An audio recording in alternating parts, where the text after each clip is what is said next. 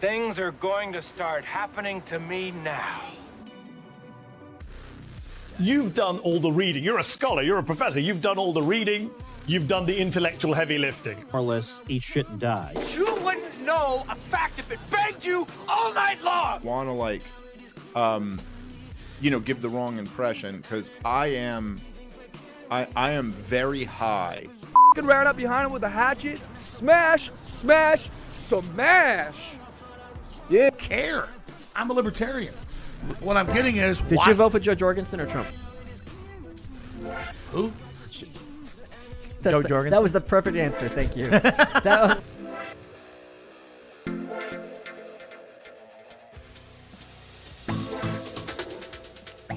Well, hello there. Tyler Yonke, Libertarian Podcast Review. How you doing? It's a Saturday afternoon for some. It's a Saturday evening for others. And I don't know, if you're in Hawaii, maybe it's just early afternoon. Welcome, everybody. I decided to throw this together. Probably not a very good show. Look, let me just tell you what's been going on. It's July, okay? I do bike racing, right? I'm into cycling.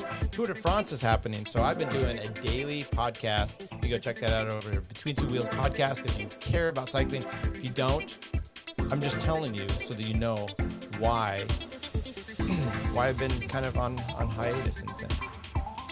But I do have some clips I want to play here for you. So I thought I would talk about a few shows. Let's see. I'm going to pipe this in real quick. This is Rebel with a Cause. He's doing a live show. It says 5th birthday bash. Must be for his daughter. Should we just pipe in and see what they're saying here? Is that I would still house sit and do all this stuff on the side. This looks like a what's bad wrong situation with, already. that's part of the whole, what Justin, did they say? Forced mommy. Every millionaire has at least 7 as streams a hammered, of income at the very least, some passive, some and then work Eric for kind of thing. And okay. And his cute daughter there we go. Okay. Well, maybe we'll check in on them again at some point. I don't know. Let's see. Try not to be a twat. Hey, do you want to come? Top Lobster, if you want, you can. You want to come on? Let me know. We'll bring you on. And I'm going to play some clips, and you can actually talk about them with me if you'd like to. If not, then just try not to be a twat today. But I am a twat. That's what it is. Let me see if I can. How do you invite someone in here? I'm not even sure if I can do this in a very sensible manner. Oh, there we go. This is I'm not doing so well on this. Maybe not. Okay. Well, anyway, tell me if you want to come on Top Lobster. I'm gonna go over some shows here. So what do we got today? We're gonna talk about.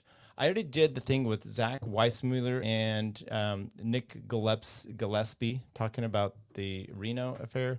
I'm not sure. I played those clips before. I do have a whole breakdown I want to do of Nick talking to Randy Barnett. Randy Barnett's an Supreme Court. I mean, he's a law professor at the University George Mason University, and he broke down the legal argument because Nick and some of the Reason folks they got all in their underwear in a bunch over the Dobbs case, and I thought Randy Barnett took there's a whole thing about due process, substantive due process, and what the difference is in there. And the substantive due process is one that's kind of been an invention of the court. Okay, so it's just something that's it's a little bit more suspect, and that's kind of where Judge Thomas. Has been kind of, people have pushed back on him because he's basically saying you're creating rights that aren't there. That's the substantive due process issue. And so therefore everyone's like, interracial marriage and blah, blah, blah. Okay, but not quite. And Randy Barnett has kind of a way he goes between those two of not quite Justice Thomas, not quite the substantive due process people. And he has a little different. So I thought it would be interesting to do a breakdown of that, but I haven't done it. I haven't been able to get through. Like I said, I've been trying to do way too much, which is what I mean by that is I've been doing too much Tour de France. So Rebel with a Cause, I'm looking over there. He's gone for his own birthday show, and it's just Justin and the nun. Okay. I'm going to start out here talking about this. To this was Hector Roos was on with Clint Russell. And I've watched this a little bit. I didn't break it down. I thought I want to listen to some of it, and then we'll have some comments. And because I talked about this a little bit when I did the Kill Tony episode with repeal the 20th century guy. Peyton was his name. Came on there. Andy and Dickie was also on there. By the way, Dickie's doing a beer review show. And I think I'm going to join him with that. Spud, just listening, running errands. Okay, thanks. By the way, Spud, this isn't anything to really listen closely for, because just to throw it out there, my wife went to meet with one of her friends. I'm bored. I want to do a podcast, and this is what look at that fat dork. Wait. Are you Jose? Are you? Do you want to come on, Jose? I could send you a link too if you want to come on. Let me know. Yeah, you're referring to me. By the way, I did a big bike ride today, and my fitness is, I'm trying to work it up, but it's not coming back. At my age and where my drinking and other problems I've had, it is not coming back in time, and it's been somewhat disappointing. Okay, I'm gonna go right into here with Hector, and I'm just gonna play some of these what's the word I wanted to, whatever. I haven't really paid attention to him. So let's go here. Started the show, and I'm going to play it in here. Actually, you're getting some behind the scenes here. Playback speed, 125. We're good on that. Okay, let's go, Hector. Live stream edition of Liberty Lockdown. I am joined by my friend, who I'm going to debate now, Hector Roos. He has decided to throw his hat in the ring as a candidate for governor of the great state of Florida, my hometown, as you can see. Hector, welcome in. Thanks, Clint. Thanks for having me. Absolutely. Well, we got to start it off with a super chat from Top Lobster. I want to start this off by saying Hector is wrong. As you know, there are many dissenters amongst. First of all, we'll just say if Top Lobster is still in here watching this, now he's watching himself on a clip show. It was a comic come on. He's I would if I could. There's stuff to do. No big deal. I'm just, like I said, Jose. I'm just here. Let me put this up on screen here. I'm just a little bit bored, so I'm just thought I'd throw something together. And so if you're just out there, whatever, don't worry about it.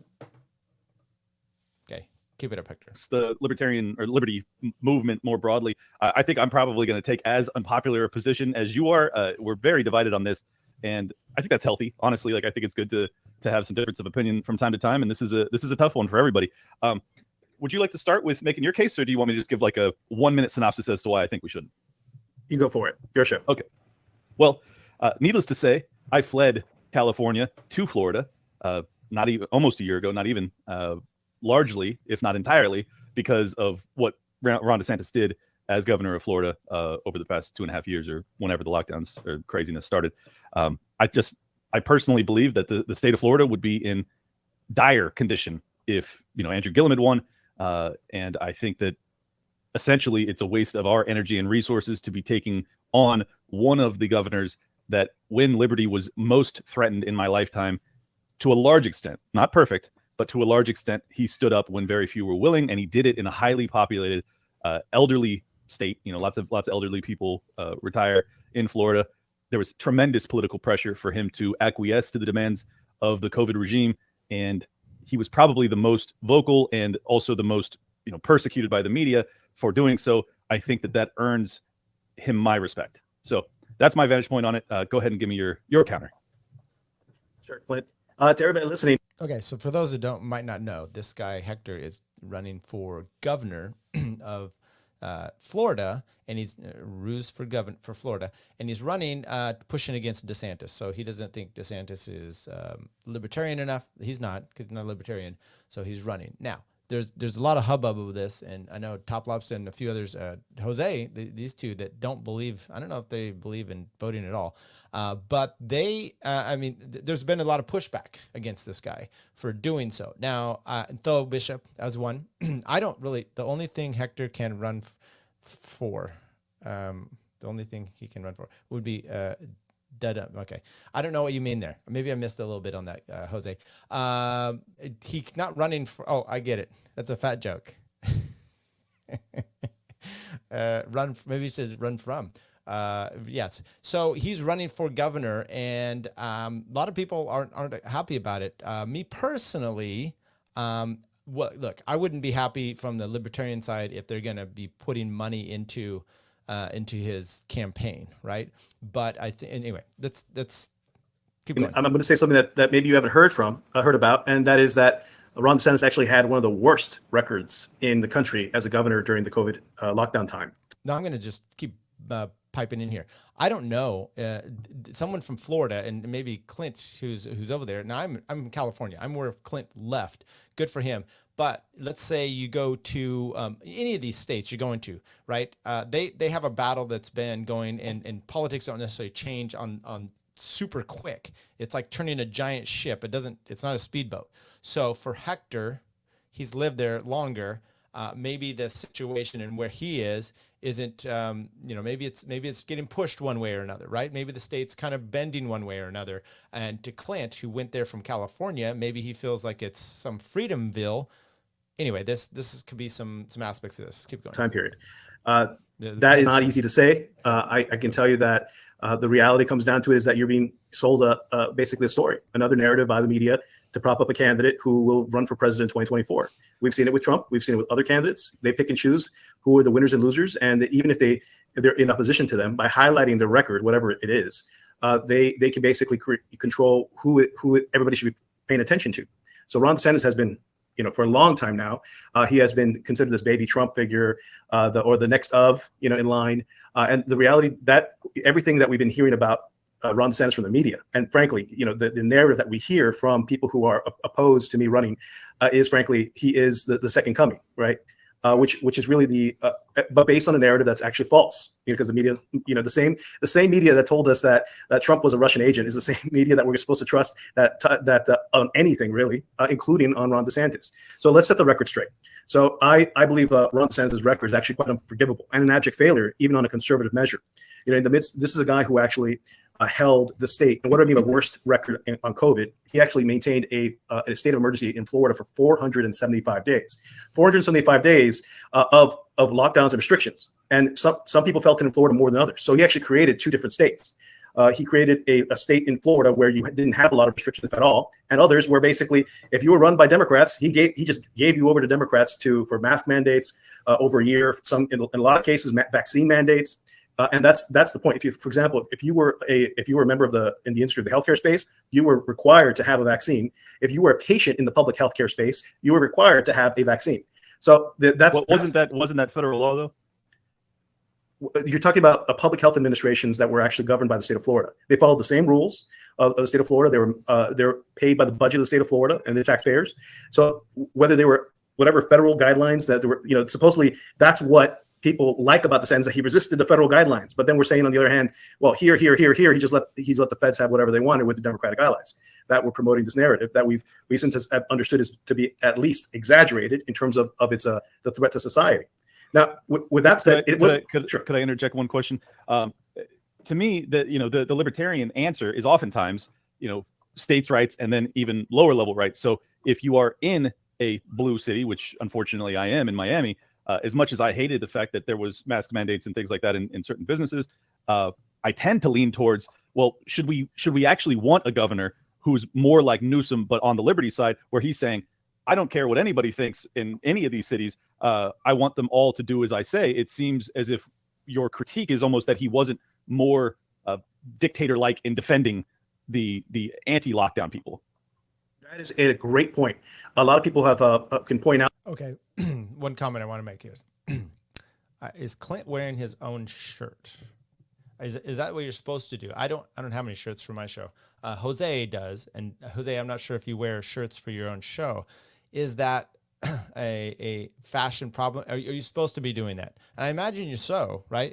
If you're not willing to wear your own gear, who else would? Okay, now let's go to Clint's comment here. I don't know. Let's keep going. I'm going to keep playing some of this Hector stuff because it's interesting. That maybe I'm saying that he wasn't strong enough. What I'm trying to say is that there is no authorization for local governments, school boards, hospital districts to behave the way they did and strip people of their fundamental rights. They except through the emergency order that Ron DeSantis himself kept in place for 475 days. They had zero authority outside of that emergency order that Ron DeSantis put in place for 475 days, which did not end until June 26th of 2021? 2022, I would imagine. Well, I'm sure we feel the effects of it now, right? Right. No. You're saying so he ended it in June 2021. Is that right? Right. Correct. Okay. At the end of June. Why did he keep it for that long? I am curious. Given, do you know? Okay, he probably doesn't know. He can't read his mind, and I doubt DeSantis has said why. One thing is, I think, look, there's a lot of these Fauci. Dave Smith just had a great podcast talking about Fauci. He comes out with a clip. I don't know, maybe I grab this.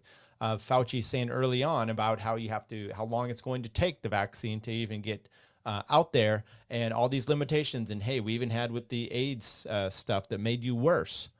I don't know, it made you worse from AIDS. What's worse? Monkeypox? It gave you monkeypox. Maybe that's what it was. So we have some of these. So I don't know why DeSantis, first of all, did that in the first place. I mean, there's some of these officials where I think we should be stringing them up and taking them to court. And you're not going to obviously be able to. But that's I know that's Clint's version too.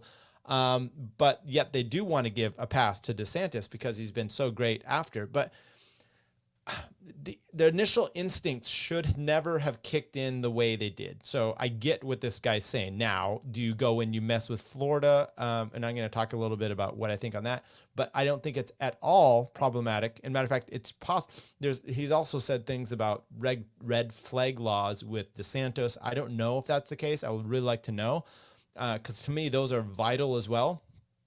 You're not gonna. This isn't DeSantis needs to stop giving him this praise the Lord type of stuff, because I think that is part of the problem you have as well. Okay. So don't think of him as the ultimate savior. He's not as bad as the lefties, obviously, but there were problems. And if he had been pushed against this like Nome in South Dakota did right away, maybe with his more prominence, I mean, that state no one gave a shit about, maybe it would have made a bigger deal right away. I don't know. Or maybe, his thing is like, look, and then he's the politician, which like Trump is, of like, hey, I don't want to have all these deaths on my hands. And especially, initially they're going to happen. Let's skip a ways here and see if we get, just Jip, join in progress. We should err on the side of the protesters who feel like they don't have power, and that's the time we live in. I mean, if this was, if this was the 1980s, 1990s, and we want to protest, why some kind of racist symbol that's being done by a restaurant that they adopted on their menu or something, that's a different conversation than, hey, the government is going to take your guns away if you are considered a political opponent. That's where we're at in this country right now. Oh, I don't disagree with you that we are in dire condition. It's just the protesting, where we should err on protesters. Well, I'm saying I'm not erring on the side of the government in any of this. I'm saying there are times where you have protests. I mean, you had violent protests. You had the whole Black Lives Matter thing that kind of got out of hand when it came to the Antifa people that came in, and there was a lot of violence. And obviously, violence in protesting is illegal. It doesn't get enforced in many of the blue states, but that's another topic. I don't know. We've kind of beat this one to death, but I do have, I guess, a soft spot for saying, well, maybe it's not prudent to make it legal for people to protest in the middle of a fucking freeway, because like we saw that a lot. I never thought we would have seen that, but we've seen it a ton. And I covered the Ottawa protests, as much as anybody, and I was very, very much on their side. But what made it different is that those people, I had one of the block leaders on, and he was talking about, we made it certain that if there was emergency vehicles, if there was anybody that needed to get through, we let them through. That just simply isn't the case when it comes to some of the protests that we've seen in America over the past 2 years. And I think that there's a fair argument to be had that if you're not going to allow emergency service vehicles through, that probably ought to be illegal. Okay, I don't know. Is that a big campaign issue? Let's see if we would just join up here a little bit later. Clint says some things, and then Mr. Hector. And so that's Clint saying, can we all agree that Clint is super hot? Can we all agree that Clint is super hot? Yes, we can. And then we got JVP one more time. Says, I'm in Broward. I'm the guy whose kid isn't master vax because of DeSantis. There you go. Amen to that. But what year? But remember that school policy stayed there until 2021. March? They finally lifted it in 2021. That's a full year. So was his kid not forced to vax because he just kept him out for a year, or why did it happen? No, you basically. Does DeSantis not deserve any credit for that? Because No, that's that's the thing. You're making DeSantis out of the hero instead of JVP. JVP is the one who put his kid says, you say no. You say no. You decline. What do they do? Kick you out? The worst that they did to the kids was either kick them out, suspend them, or make them go to virtual school instead of coming into in-person school. So in Florida, they mandated vaccination for children. Yes, absolutely. Yes, they did, because ultimately we already have vaccine mandates for kids. They just added onto the schedule. That's all he did. Wow, I'm gonna have to verify that one. But if it's true, that's horrific. I didn't know that. They did. I mean, that's what they would have these nursery programs that just come to school. I'm in Miami, so this is what happened in Miami. They would come to the school. They would come a little earlier. They would go to the little clinic in the school, get their vaccine, and go to class. That's it. No, but they had to. Right. It wasn't just offered. It was they had to. No, it was that's how it was sold to them. Yes. Well, was it sold to them verbally like that, or was there did DeSantis? It was added the school system added it to their schedule of vaccines in order to participate. Wow. Okay. Yeah. Well, that's we already have these programs in place. So these are part of the things that I don't know. I don't play in those that realm. Go check out that debate. It was yeah, that's what it was there. Check it out. Okay. So then I came along one morning and Dave Smith came along and he really he ripped into this podcast and there's some friendly foes on here. LB Muniz. I don't know much about Jason, the 2-Bit podcast, but Justin Campbell. So these guys did, I want to say 2 hours, 2 or 3 hours or so, 5-hour podcast. And due to that, he got 816 views. So that's solid work there. But when I say he, I mean, they got it because of Dave Smith. So I just thought I'd play a few of these clips here because I did go through this podcast. It was I couldn't do the whole thing. So anarchism to communist pipeline. I don't believe that this is truthful, but here we go. Let's make sure we got that. Let's put it on to 1.5. And let's go. Libertarian or an anarchist. I've very early on when I first started this podcast about 6 years ago, when it was the same name but very different context. I remember doing open letter. Yes, it was actually way more singing. But I did a open forum about based on open forum for ANCAPs, basically saying, what you have a communist problem in all of this. Like there's a deep problem in libertarianism and anarchism that it leads to communism. Like this to me was very, very obvious. But I always said, look, I'm a relative independent politically. This is before I got into sort of anti-liberalism. So I said I caucus with the anarchists and libertarians only because I think at least the spirit is right. Like you're asking the right questions. You're looking at outside of this box in this binary, and you're saying, okay, what principles, virtues, morals, etc. can we aspire to a little bit. So I always thought David and Michael at least asking the right questions. So yeah, and I think Dave to go yes and but to everyone said so far is like, yeah, I think Dave is remarkably talented in terms of being able to speak to people. I think his podcast is way better than his comedy. It's a personal thing though. Okay, I'm gonna say a few things. I don't even understand. Everyone was shaking their head. Yes. Oh yeah, kind of like Jokey and Justin Campbell was too. You've got to explain to me what you mean by an ANCAP to communist pipeline. I've literally never heard of that. So what am I missing? It doesn't make sense to me. What I made notes here, and let's see if I'm going to read them because I did this a few weeks ago. So this was a podcast talking about, is Dave Smith a friend or a Fed? So I think it's kind of just a thing he does. Total and complete annihilation of the state leads to complete authoritative government. That's yeah. So I don't understand that. Maybe the ANCAPs becoming post-libertarians is what he means. It might be more, but that might be more fascistic. So maybe not communist. I don't actually understand it. Now let's. He says Dave is not a good comedian. Let's keep going. And I'm not throwing shade. I'm just saying that's just side of this box in this binary, and you're saying, okay, what principles, virtues, morals, etc. thing though. I'm not throwing shade. I'm just saying that just I think his podcast is the best thing that Dave's doing in terms of getting the message out. The problem, and I'll start to pivot a little bit into sort of like that. Okay, I don't know who that guy is, but I don't understand that either. I mean, that comedy is very personal, right? So if you listen to Dave's Libertas, by the way, it's really good. I did go to his show, his comedy show, and by the way, the comedy is what's led him in being able to have all this. He's a comedian, therefore, boom, he then gets some sort of notoriety, and by the way, I think that helps hone his ability to get up and speak and all that kind of stuff. So saying Dave's not a good comedian, or I guess his point here is that his podcast is better than his comedy. Maybe, but I would venture to guess this guy hasn't listened to his comedy. So I went out to Reno and heard Dave there as well. And there's always there is kind of a fear. You really like someone, you enjoy their political stuff, so then you're going to listen to their comedy, and maybe it's not. No, he tore it up. It was fantastic. He still the hooks, all this stuff. And so for me personally, and I took my wife, and she was very impressed. She had a great time with it, watching the comedy stuff there too. So for this guy to say he doesn't, it's not that, I don't know. What's the point? Maybe Dave has a point of ripping on these guys. Okay, this next one clip here.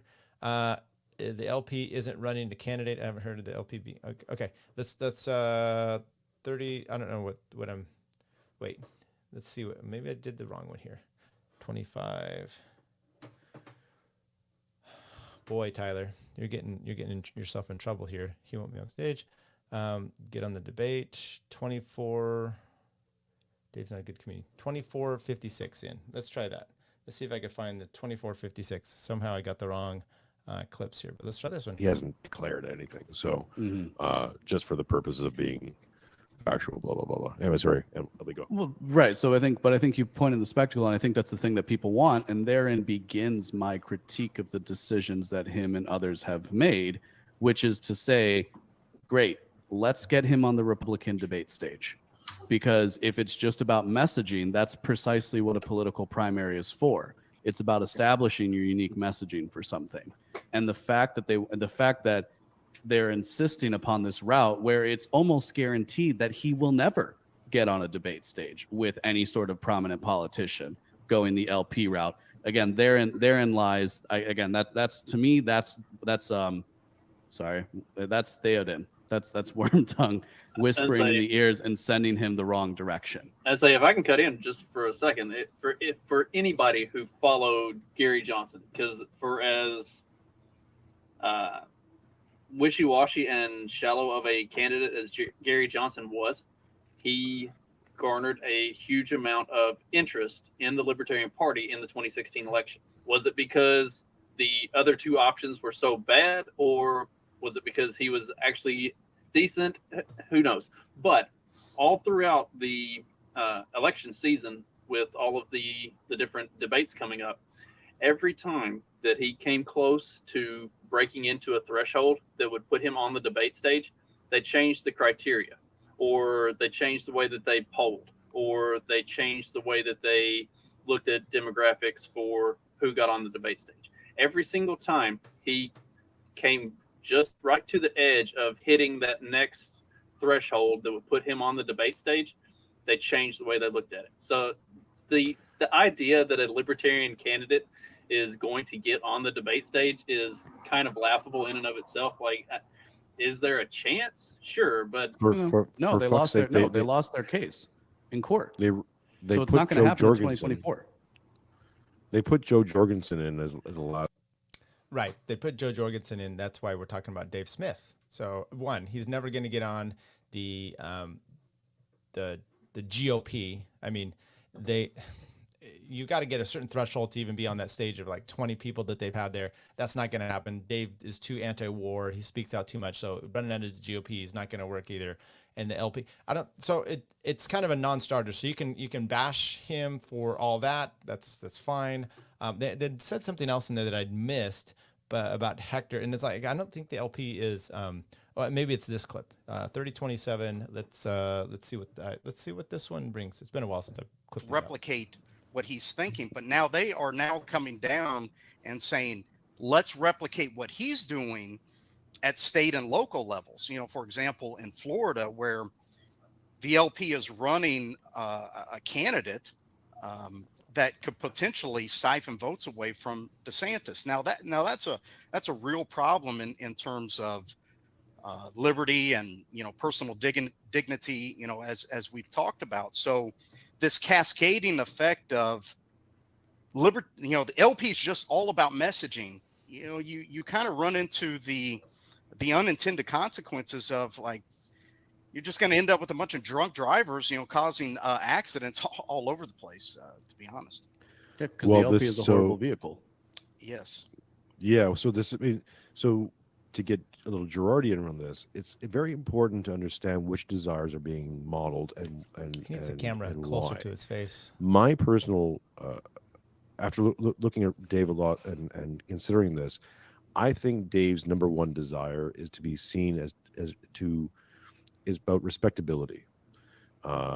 If you go back to Dave's a comedian, he's on Legion of Skanks. He's the most normie guy on the Legion of Skanks. He's a father of two, owns a house in New Jersey. Almost everything he does and all his presentations in his life is about respectability and being respected. That's a very different desire than power, and it's not we're not just comparing apples and oranges here. We're comparing like different planets, because when you start getting into desires about power, which is what politics is all about, then you have to be making sure that your messaging and your desires are pointed towards power. If your desire is for yeah, Dave said that all over. Remember, that's kind of the thing with Cyprian talking about Dave's a narcissist and da da da da. And I don't think Dave's into it for the power thing. So let's do a few things. One, the guy there, Jonathan Hemingway on the top right, looks like he runs a construction company, doesn't do the construction. I shouldn't make fun of people's looks, honestly. Look at this, but and no, he looks fine. He's just. Let me start over here.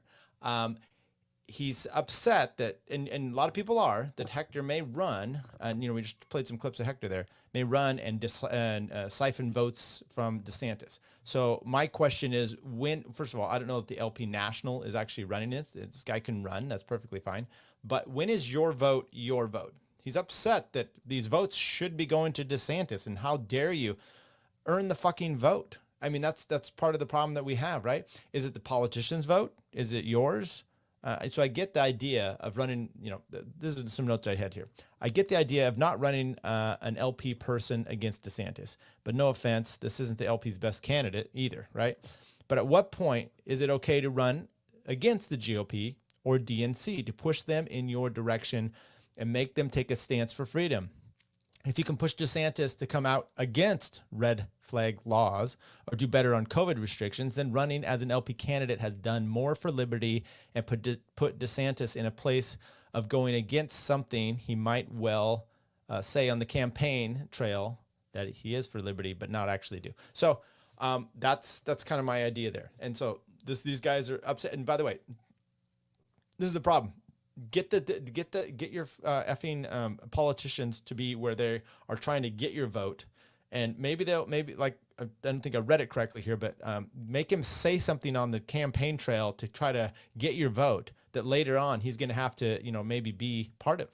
Maybe he's going to have to actually go down that route. So once again, I don't have a problem with Hector at all running. Matter of fact, I've made this before. I talked to Jeremy Kaufman. When we were in Reno, and I talked about his state, and I'm like, look, all these libertarians that run there, does this do anything for your state as far as like changing the Overton window? And he's like, yes.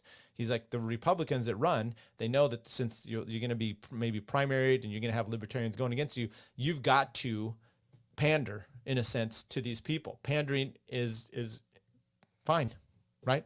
Maybe gets you in that direction. So I don't have a problem. Hector's not going to win. But if he does anything, and then the guy like, oh, but you're going to piss off the GOP. Oh, then of course. So then you just let them do everything to you. I know this is going to make Andrew and like maybe Tho upset, but free market guys, you shouldn't be concerned about competition, right? And that competition goes all the directions. Let's go to, I've got a few little things here. Reed has been on a few shows this week that I piped in on, and then he made some comments. So I thought, not necessarily the comments I made, but he's going biblical on us. So I thought this was him on, what's the name of the show? Daniel 3, Jacob Winograd's podcast. And you have, he being Reed, does kind of an amazing little, we did stuff like that too. Yep. So, but I think I can still, do you mind if I try? I think I can still do all 66 books, I think. All right, here we go. Go for it. Let's go. I'm not looking at anything. Genesis, Exodus, Leviticus, Numbers, Deuteronomy, Joshua, Judges, Ruth, 1st and 2nd Samuel, 1st and 2nd Kings, 1st and 2nd Chronicles, Ezra, Nehemiah, Esther, Job, Psalm, Proverbs, Ecclesiastes, Songs of Solomon, Isaiah, Jeremiah, Lamentations, Ezekiel, Daniel, Hosea, Joel, Amos, Obadiah, Jonah, Micah, Nahum, Habakkuk, Zephaniah, Haggai, Zechariah, Malachi, Matthew, Mark, Luke, John, Acts, Romans, 1st and 2nd Corinthians, 1st and 2nd Timothy, no, 1st and 2nd Thessalonians, 1st, 2nd Timothy, Titus, Philemon, Hebrews, James, 1st, 2nd, 3rd John, Jude, and Revelation. Did I miss any? You missed Galatians, Ephesians, Philippians, Colossians, and then second. Yeah, you were good through the Old Testament. So I mean, again, well, I'm more about burning the fags and right, exactly. It's on theme for you. Oh man. Oh gosh. That's gonna get kicked off YouTube, right? Yeah, there. it is. First 5 minutes, we're out. Okay, funny stuff. So check that out. Those are Will. I should have said I saw him at Reno, and I didn't end up going up and saying hi. I mean, he was with Reed over there. There's a lot of shit going on. Okay, Reed was also on with Mike Jackman on the Jackman Radio show. So I've got a few clips here of that. Let's take it away, Reed and Mike. Yeah, we're doing a lot of mental gymnastics with all of those topics, and I think just the corporations putting their rainbow stripes on and doing the performance, like someone like Nike. Meanwhile, they got the sweatshops going, but if they put like a nice rainbow flag or Ukraine flag outside of the sweatshop, I consider they're good. They're covered. They don't need to make any other changes or pay their people more or anything like that. Yeah, I'm assuming, I know you weren't brought up religiously, but Passover, where that story originates? I don't know all the details about it. No, it's going biblical. What's the skinny on that? So when the Israelites were enslaved by the Egyptians, and Moses came back and told Pharaoh, like, you need to let us go, and he wouldn't let them go. So then God sent 10 plagues. So it turned the Nile into blood and sent a bunch of locusts and flies and like all these different things. And then the 10th plague was the angel of death comes down and kills, I think, the firstborn in every household. And so what God told Moses to tell all the Israelites, kill a lamb and paint its blood on on your door, like on the sides of the door and the top of the door, just paint its blood on there. What the and hell? The angel of death will pass over your household. So then the angel of death comes down and it kills the firstborn of all the Egyptians, but all the Israelites are protected because they've put the lamb's blood on their door. It's just like the gay flag. It's like the lamb's blood. So the angel of death, that's where Passover is though. But the angel of death is, the establishment lynch mobs, and the way you can protect yourself is by putting a Black Lives Matter or gay flag, gay flag outside your door, and your business won't be destroyed or you won't get canceled. It's amazing. What do you think the next thing is going to be? Because okay, well, we'll let you check that out. But I think the LBGT flag has been drenched in a lot of babies and kids' blood over the years. Just to try to play off a Reed's comment. Okay, more biblical stuff from Reed. I don't know. They're talking about codification here. It's like the king says, I gloat over it. I like to see when bad people fail. Normies fail. I'm happy about it.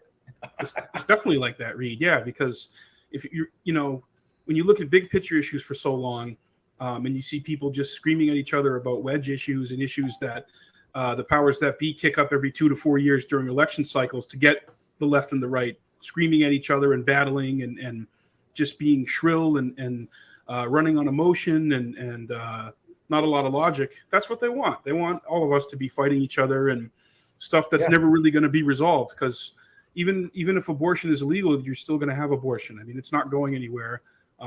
It's been, obviously, they've ratcheted it up in the last couple months since that leak that they were going to possibly overturn Roe v. Wade occurred. But I think there should be a lot of anger at this aimed at the Democrats. Well, they couldn't get it done for their constituency, and it just further shows that not only do they don't care about their voters or their people or so-called constituency, neither party does, and it's just been borne out time and time again.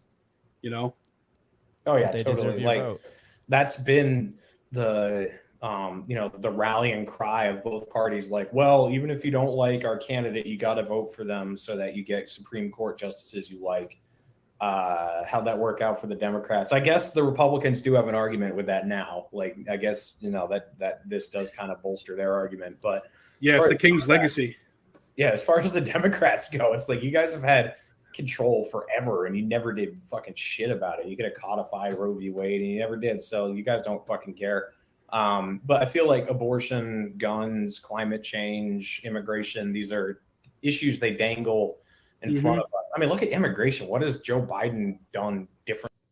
Okay, we'll stop there. And it does remind me of AOC, says she's getting arrested, and which she did, but couldn't she do something about it? Okay. Adam Nutter was recently on, of the Porcupine podcast, was on Real Ass Podcast with Louis J. Gomez and these other two guys. Mike Figs, he's tough to take because he's not that funny.